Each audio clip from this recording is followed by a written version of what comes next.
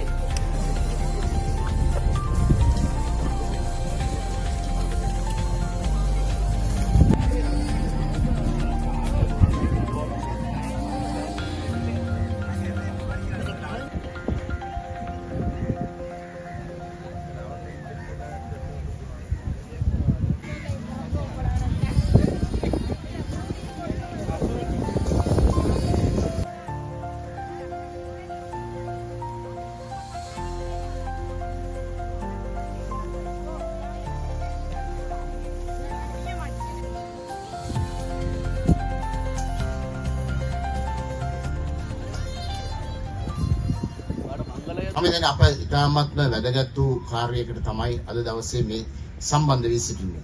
විශේෂයෙන්ම ක්ලීන් ශ්‍රී ලංකා සංකල්පය යටතේ ප්‍රධාන වශයෙන් සමාජීය ඒ වගේම පාරිසරික සහ අපේ ආචාර ධර්මීය කුළුණු තුන යටතේ මේ සමාජයේ යහපත් වූ සමාජයක් ගොඩනැගීමේ කාර්යය තමයි ක්ලීන් ශ්‍රී ලංකා වැඩසටහන යටතේ ප්‍රධාන වශයෙන් සිදු කරනු ලබන්නේ.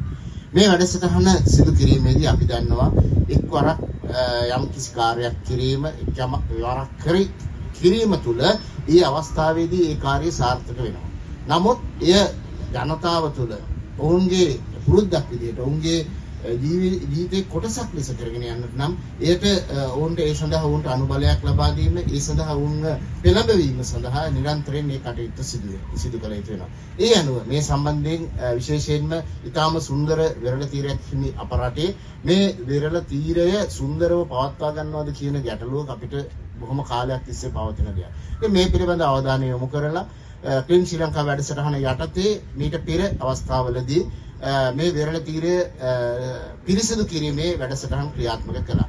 ඒ අනුව අද දවසේදී මම හිතන්නේ අද දවසේදී වෙරළ තීරයන් 253ක මේ වැඩසටහන ශ්‍රී ලංකා යුද හමුදාව සහ ඒ අනිකුත් කණ්ඩායම් සම්බන්ධ කරගැනීමෙන් මේ වැඩසටහන අද ක්‍රියාත්මක කරනවා. මේක මම දැන් ලොකු පණිවිඩයක් දෙනවා. අපි අපේ වෙරළ තීරය අපේ රට මේ සුන්දර රට බොහොම පවිත්‍රව පිරිසිදුව තබා ගන්න ඕනේ කියන එක. ඉතින් මේ සඳහා අපිට අද දවස් වෙනත් බලපුවම් තේරෙනවා මීට පෙර තිබුණු තත්ත්වයට වඩා මේ ප්‍රදේශයේ වුණත් ඒ පිරිසිදුභාවය පිළිබඳව තියෙන අවධානය ජනතාවගේ මේ වන විට යම් ආකාරයකට යොමු වීම නිසා පෙරට වඩා පිරිසිදු මට්ටමක තියෙනවා. ඒ එහෙමනම් මේ අඛණ්ඩව පවත්වා ගැනීම එය අනාගත පරපුරට දායාද කිරීම සඳහා ක්‍රියාත්මක වන ඉතාම වැදගත් වූ වැඩසටහනක් විදියට මෙම වැඩසටහන හඳුන්වා දෙන්නට පුළුවන්.